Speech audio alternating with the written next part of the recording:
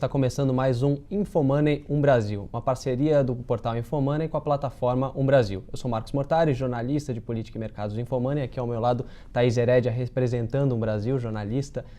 E aqui a gente vai entrevistar o Leandro Machado, que é cientista político formado pela UNB, um dos fundadores aí do movimento Agora e também fundadores aí da Cause, né, que é uma consultoria que apoia marcas e organizações em gestão de causas, estratégias de comunicação, advocacy, enfim. Leandro, é um prazer enorme recebê-lo aqui, hein? Prazer é meu, Marcos. Thaís, bom dia. Leandro, aproveitando sua experiência com esse trabalho de renovação política, eu queria perguntar sobre... essa eleição trouxe uma renovação muito grande para o Congresso Nacional, uma renovação inédita, e ao mesmo tempo alguns nomes tradicionais se mantiveram. E algumas práticas a gente observa da velha política ainda existindo no país e algumas sinalizações de que algumas mudanças acontecem.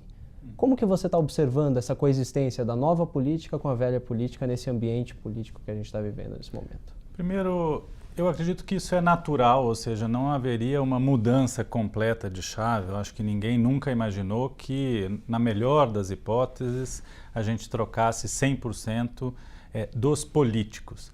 Mas voltando um pouco, o que eu entendo por renovação política, ela não é só uma renovação dos políticos ou renovação das pessoas.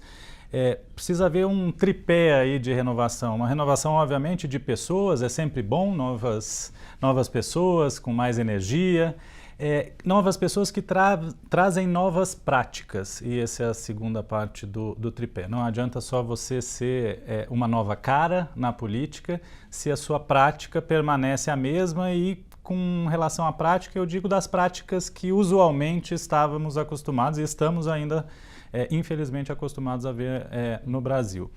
E, por fim, renovação de ideias, ou seja, ideias novas, não uma repetição de ideias, na melhor das hipóteses, ideias do passado, para não falar ideias desastradas do passado que sempre teimam em voltar.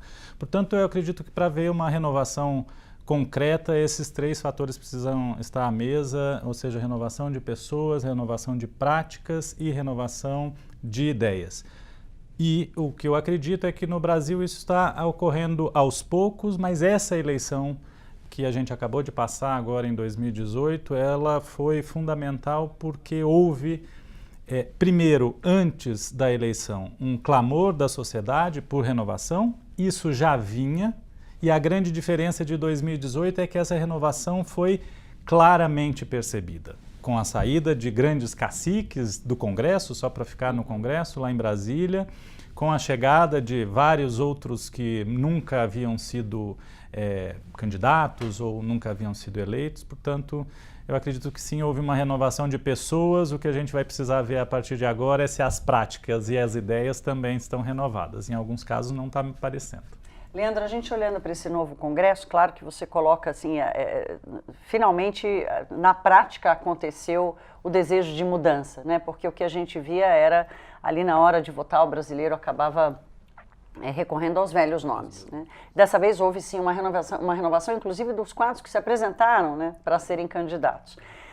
A gente olhando para esse comecinho de ano, esse começo de novo Congresso, a gente já começa a perceber a falta que um bom articulador político faz. E a boa articulação política, o melhor é que ela venha com a boa ideia, com a boa prática, mas a boa articulação política, ela demanda muita experiência, e o Congresso tem hoje, talvez, a pauta mais, vamos dizer assim, complexa e difícil dos últimos 20 anos. Como é que você enxerga essa lacuna que era representada assim por esses velhos caciques, mas vários tinham uma qualidade de articulação política muito forte? Como é que convive essa lacuna com a renovação das pessoas e essa pauta tão complexa? É muito bom esse ponto que você traz, Thaís, e eu acredito que ele seja multidimensional. Então, vou tentar analisar algumas dimensões desse, vamos chamar assim, vácuo de lideranças ou vácuo de lideranças experimentadas, principalmente no Congresso Nacional. De novo, vamos ficar no Congresso Nacional, sim, fica um pouco mais fácil para quem está nos assistindo no Brasil todo poder acompanhar. Os trâmites dentro do Congresso, o processo legislativo, como eles dizem, um processo muito espinhoso, muito complexo, de muitas entranhas, que o cidadão comum, na melhor das hipóteses, fica perdido ali. Um deputado novo, um senador ou uma senadora de primeiro mandato, vai ter que aprender muito como funciona, porque não é simplesmente chegar lá, apresentar uma lei, a lei é aprovada, ou seja, existe um processo, existe uma articulação necessária, como você falou. Não só um processo, um rito, como a articulação com os seus colegas, com os seus pares, para que aquele projeto de lei que você apresentou, aquela ideia que você trouxe, ela prospere, vá para frente e vire de fato lei. Né? Seja relevante. Então, essa é uma dimensão. Pessoas novas, com a melhor das intenções, elas precisam aprender um processo novo, um processo muito complicado, um processo muito espinhoso, como eu digo. E precisa também, ao mesmo tempo, não só saber esse processo, como se articular com quem está ali junto com ela naquela organização. No caso, a Câmara ou o Senado. Isso, por si só, já causaria, a gente teve uma alta taxa de renovação, pessoas novas chegando ali, por si só já causaria um certo rearranjo de forças dentro do Congresso e uma necessidade de um período de acomodação, porque as pessoas aprendem, enfim, os deputados e senadores, as deputadas e senadoras que chegaram ali lutaram muito por isso, expuseram suas ideias perante a opinião pública, receberam votos, ou seja, também são pessoas experimentadas, elas não sabem talvez ali os meandros de dentro do Congresso. Essa é uma dimensão. Portanto, vamos precisar de um tempo ainda para que esses novatos aprendam o regimento, em última análise. E até lá vamos ver muita bateção de cabeça. Por outro lado, uma outra dimensão que eu gostaria de trazer é a dimensão do governo, do Executivo Federal, que joga um papel importante nessa articulação do Congresso. Ele não domina o Congresso, é óbvio que não e nem poderia, mas ele tem poderes para negociar e para articular melhor com o Congresso. E não é isso que eu estou vendo do governo Bolsonaro até este exato momento. Uma grande articulação no Congresso. Quem defende o governo diz que ainda não deu tempo, mas a pressa é legítima também, né? A pressa é legítima. Essa cobrança é legítima. É claro. Mas quando a gente observa uma queda na popularidade, já alguns sinais de que essa lua de mel pode ser mais curta do que normalmente né? Exato. O presidente tem se envolvido em polêmicas que, segundo analistas, segundo estudiosos, estão tirando o foco da questão primordial neste exato momento, que é a reforma da Previdência. A gente sabe que é uma reforma difícil de passar. Quantos governos estão tentando passar uma reforma da Previdência aí? Pelo menos os últimos 3 ou 4 governos que tivemos, de alguma forma foi falado. Talvez não no governo Dilma. Mas, de fato, o fato é que é o tema mais relevante, é o tema mais importante e não parece haver um foco do governo para isso. Ainda mais se considerando essa outra dimensão que eu trouxe primeiro, que é a própria desarticulação de um Congresso renovado ou altamente renovado. Então você tem essa desorganização no Congresso e você tem uma desarticulação no governo federal. Isso, obviamente, está... eu diria que atrapalhando um pouco... Liderança e liderados aprendizes, é isso? Aprendizes, exatamente. Diferente. E isso foi uma escolha da sociedade, não há nada demais nisso. O que eu acho que a gente precisa aí equalizar as nossas ansiedades e as nossas expectativas.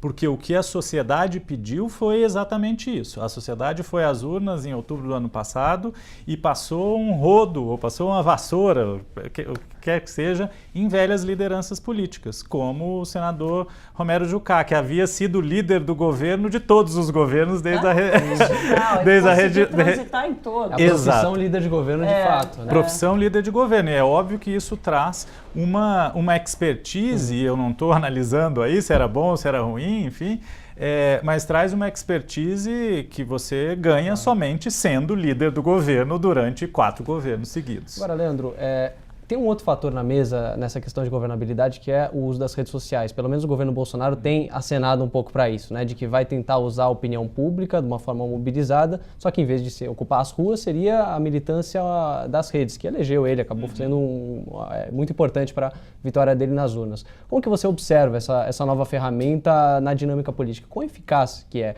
o uso do Twitter para você aprovar uma reforma da Previdência? Aí eu vou puxar um pouquinho para a minha formação de cientista político e uma mania de ver na sociedade, em movimentos da sociedade, grupos ou subgrupos demográficos. Se a gente pensa no acesso às redes sociais, primeiro, o acesso à internet no Brasil. A gente já tem uma cobertura boa, mas não são todos os brasileiros. Brasileiros que acessam as redes sociais. Também temos um número considerável de brasileiros que acessam as redes sociais, mas aí ainda mais uma parte fora das redes sociais, principalmente do Twitter. Se a gente pega o Twitter e Facebook, que são hoje as duas redes mais quentes, vamos dizer assim, no debate político, a gente está falando de mais uma parcela ainda menor da população. Ainda mais fechada, segregação né? ainda menor. É claro que para nós que estamos nas redes sociais, faz sentido pensar, nossa, todo mundo está nas redes sociais. É natural que a gente pense assim, é natural que a gente imagine que todos estão usando. Mas vamos pegar o exemplo da eleição aqui na Assembleia Legislativa de São Paulo, que foi há alguns dias atrás. Pelas redes sociais, a deputada, aliás, muito bem votada, né, recorde de votos, a deputada Janaína Pascoal, do PSL, teria sido eleita presidente da Assembleia Legislativa de São Paulo. Na vida real, o presidente Cauê Macris teve 70 votos e a deputada Janaína Pascoal teve 15 votos. E mais 4 votos para o Daniel José e para uma outra deputada que eu esqueci o nome agora. Mas essa é a vida real. A vida real é feita de articulações, principalmente a vida real da política é feita de articulações, é feita de conversas, é feita de combinados para uma governabilidade, para a eleição de um presidente de mesa ou para passar a reforma da Previdência. Bolsonaristas citariam o caso do Davi Alcolumbre, que foi eleito por uma questão de engajamento por rede social, né? O Renan Calheiros existia, essa é parte da essa é parte da história que é muito boa de ser ouvida por quem está militando no Twitter. A outra parte da história é que houve uma articulação, houve a desistência, por exemplo, do senador Tasso Gereissati em favor do Davi Alcolumbre. Houve a articulação da senadora Simone Tebet dentro do próprio PMDB para enfraquecer a candidatura do senador Renan Calheiros. Quer dizer, o Twitter sozinho, ou as redes sociais precisam no final, ainda de uma... é o que acontece lá dentro que determina, né? É claro que os senadores, os deputados, as mulheres e homens públicos estão cada vez mais atentos e preocupadas com as redes sociais, porque tem que ter. Pública. Exato, porque hoje você não tem mais a intermediação que você tinha, as pessoas são livres e é bom que sejam livres para falar, dentro da lei, claro, para falar e para se expressar. Isso é muito bom. E isso é muito bom também que esteja acontecendo com relação à classe política, ou seja, uma maior cobrança. O que eu estou querendo trazer aqui é que as redes sociais são uma parte da explicação, tanto da vitória do presidente Davi Alcolumbre, como de qualquer outro fenômeno político que você observe no Brasil hoje. Leandro, ainda no tema da renovação, quando a gente olha para a Câmara dos Deputados, o presidente Rodrigo Maia, que apesar de ter muito tempo na política, ainda é um cara jovem, não tem nem 50 anos, a gente assiste a dois fenômenos muito interessantes e que geram alguma angústia, né, na expectativa do encaminhamento das prioridades na Câmara dos Deputados. Primeiro, a escolha de um líder de governo em seu primeiro mandato, também muito jovem, 30 e poucos anos, né, sem nenhuma autoridade reconhecida e legitimada pelos pares, não importa o que a gente aqui fora pensa.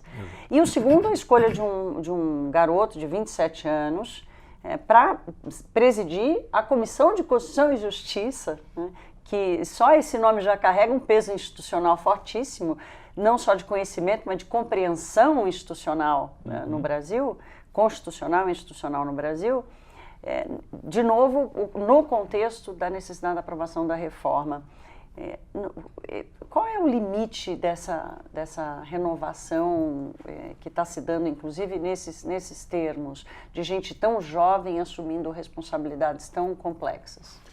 Eu acredito que tem um fenômeno social, Thaís, do Brasil, que tivemos uma ditadura militar, a geração dos que hoje tem por cerca de 40 anos, que é a minha geração, a gente nasceu já no final da ditadura militar, portanto, numa época em que nossos pais ou as nossas referências tinham um certo receio de entrar na política ou de militar em alguma causa, justamente porque tínhamos um passado de repressão às liberdades civis, às liberdades políticas no país.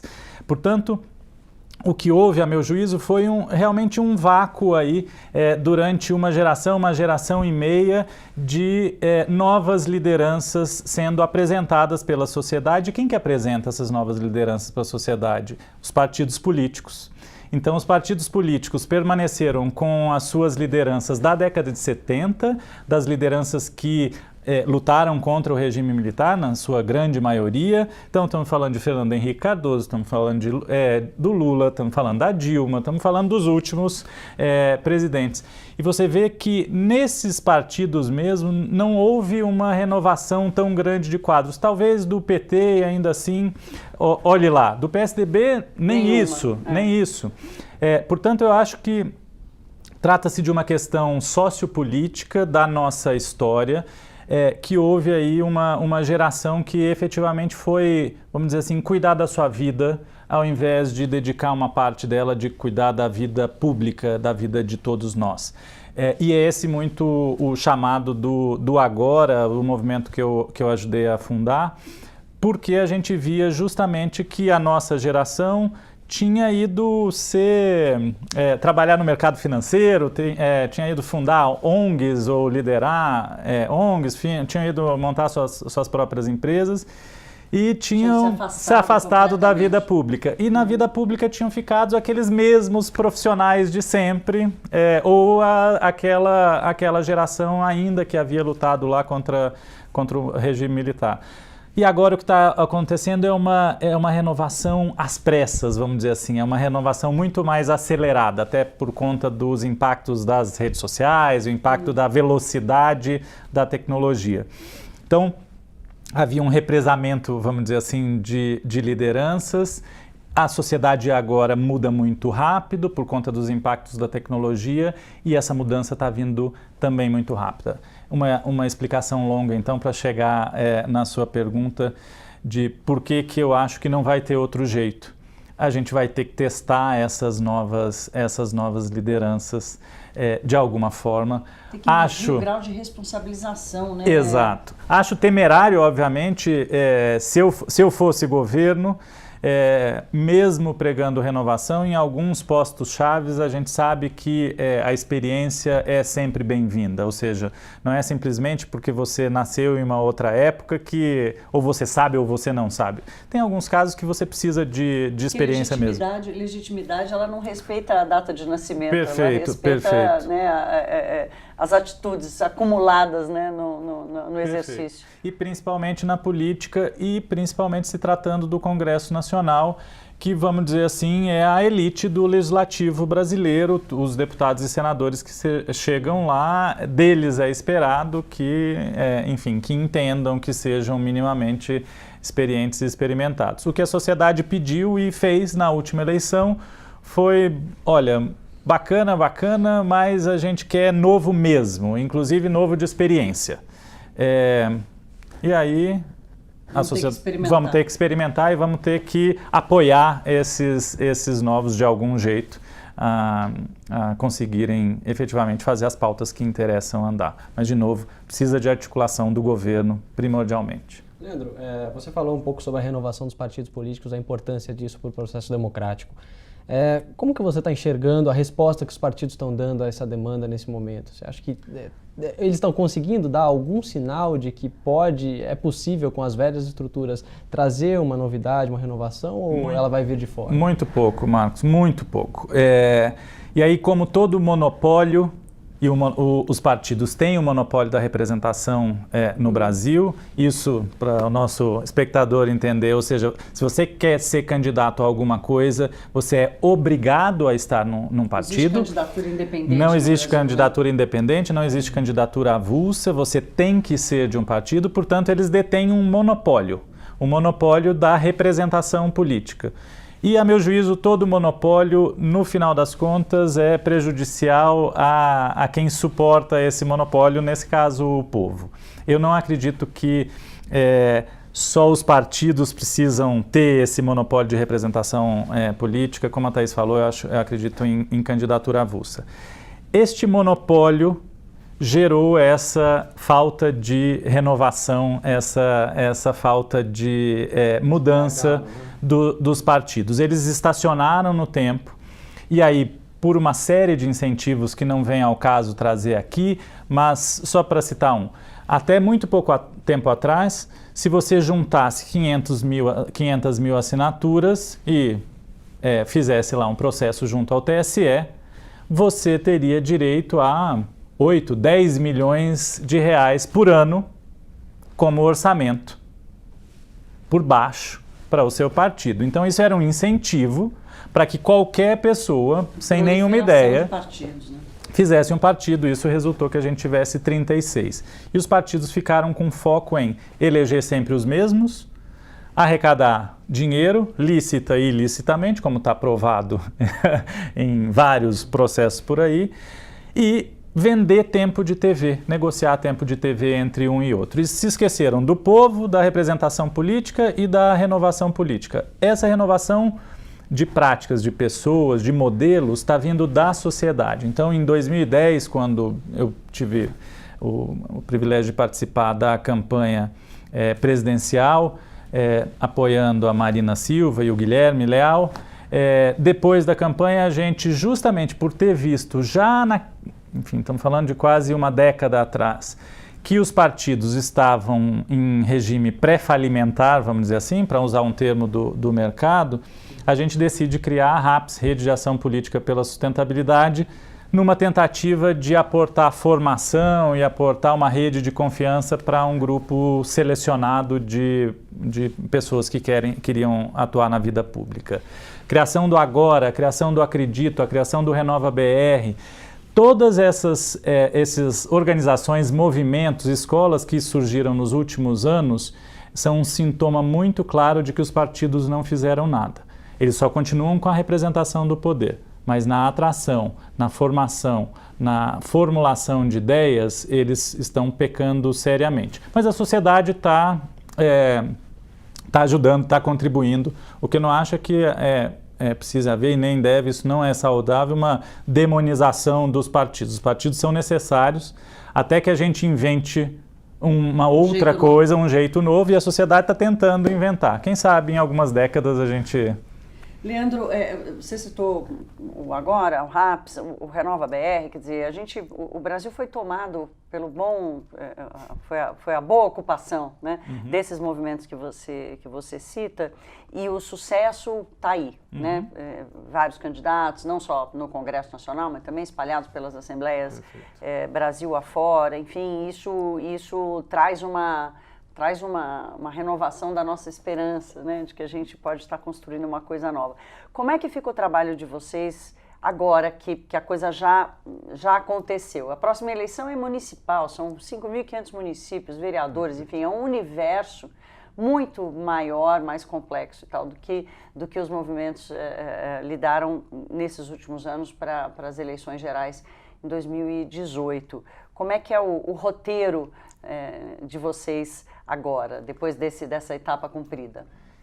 O que eu queria fazer só uma primeira diferenciação, Thaís, para o nosso espectador, porque é muito, como você mesmo disse, foi uma profusão de movimentos, organizações que surgiram nos próximos anos para dar conta dessa vontade, necessidade da população de renovar as práticas e os costumes políticos. E eu acredito que hoje já dá para dizer que elas se dividem basicamente em dois grandes grupos. Um de movimentos políticos que propõem ideias e etc. E outros de centro de identificação e formação de lideranças públicas ou de novos quadros políticos, como você queira chamar. E o Agora está mais nesta posição de movimento de ideias, na verdade.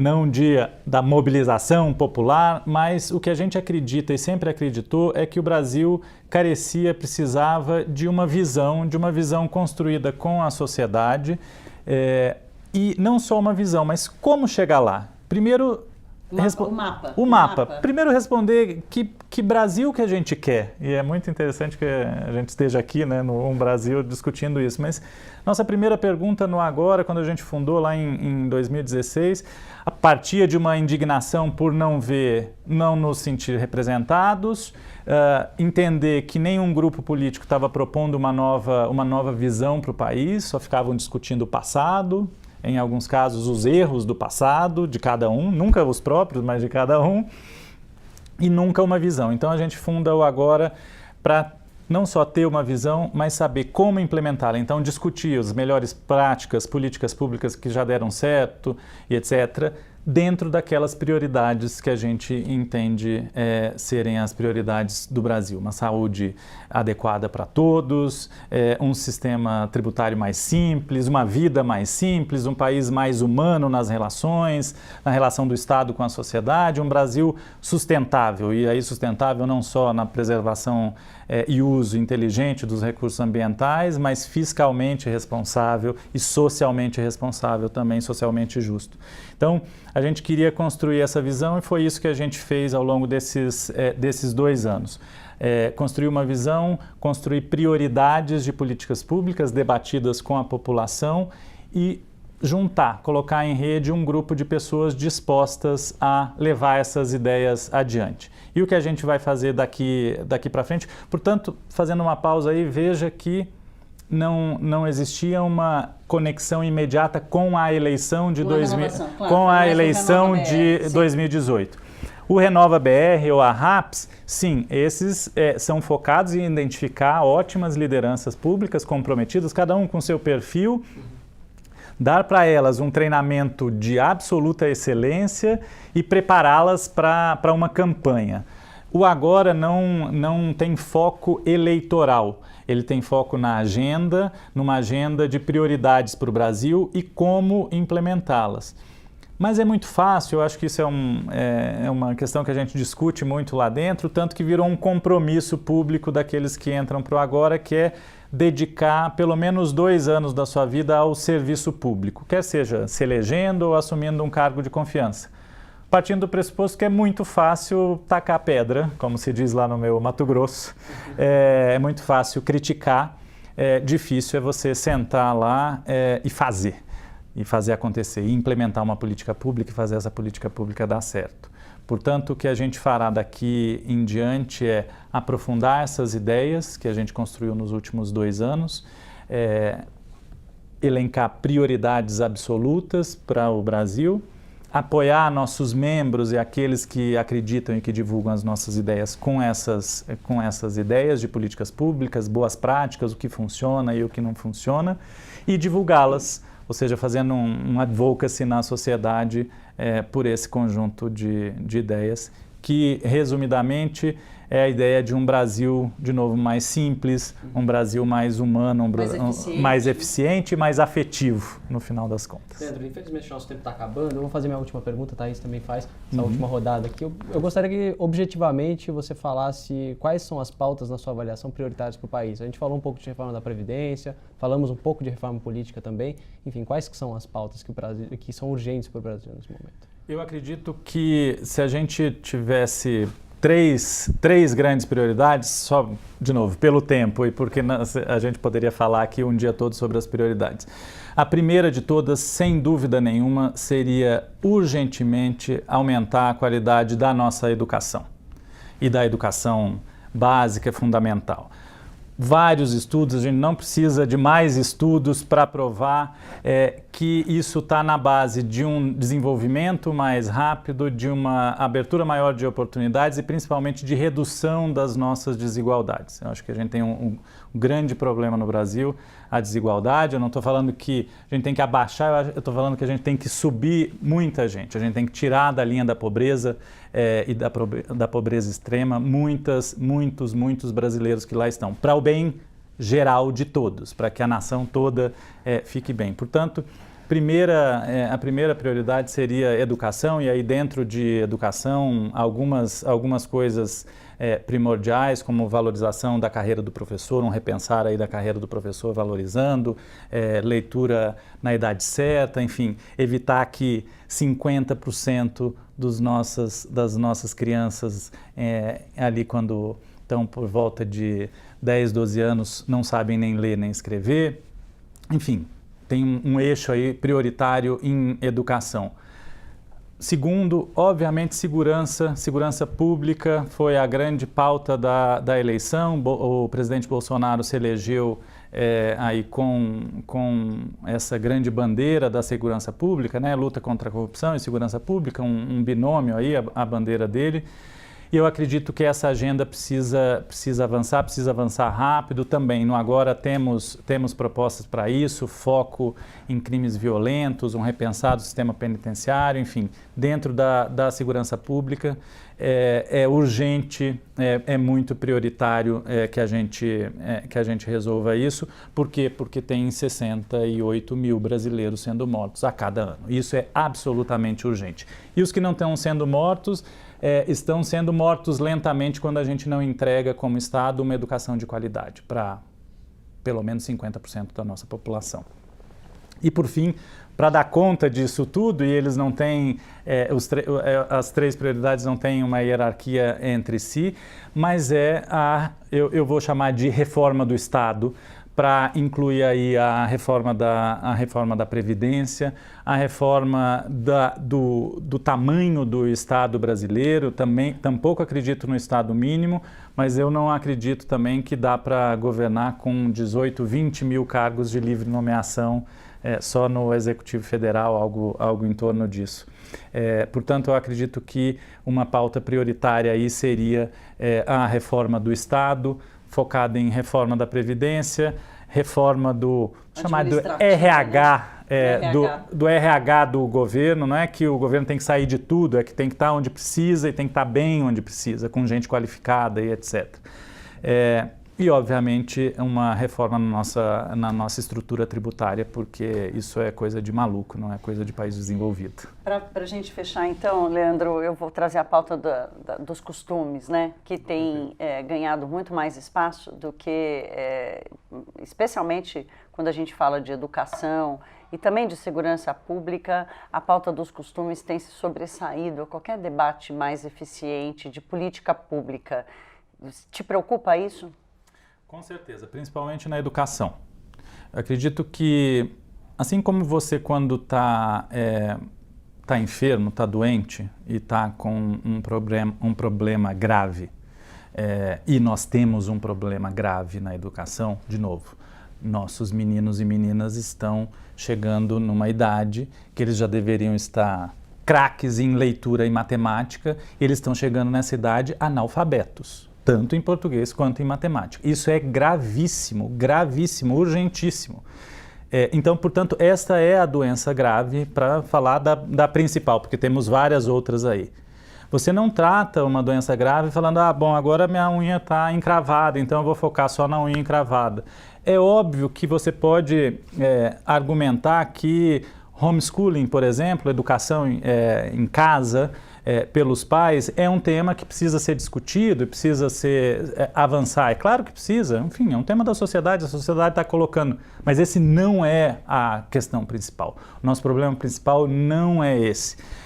O nosso problema principal está longe de ser a pauta de costumes. Na educação, nosso problema principal, o grande câncer, a grande questão aí é que a gente não está dando uma educação adequada para as nossas crianças e jovens no Brasil. A educação está muito ruim e não é por conta de costumes, é por falta de professor, é por falta de uma melhor gestão escolar, é por falta de uma escola... Você tem dito isso ao governo, não? Você tem diálogo com o governo, com a ministra Damares, o ministro da Educação? O Agora é do diálogo, o Agora nasce como um lugar de encontro, de diálogo de políticas públicas, justamente para tentar afastar esses ruídos, pensar o que é realmente importante na educação, o que é realmente importante na segurança pública e ir atrás de solução para resolver esses problemas. porque as soluções também já estão aí, a gente não precisa reinventar a roda. Tomara que o governo te escute um pouquinho. Tomara. Leandro, muito obrigado pela sua participação aqui. Thaís, também foi um prazer. Obrigado. A você que nos acompanhou, muito obrigado pela audiência. Esperamos contar com a sua participação no nosso próximo InfoMoney Brasil. Até lá.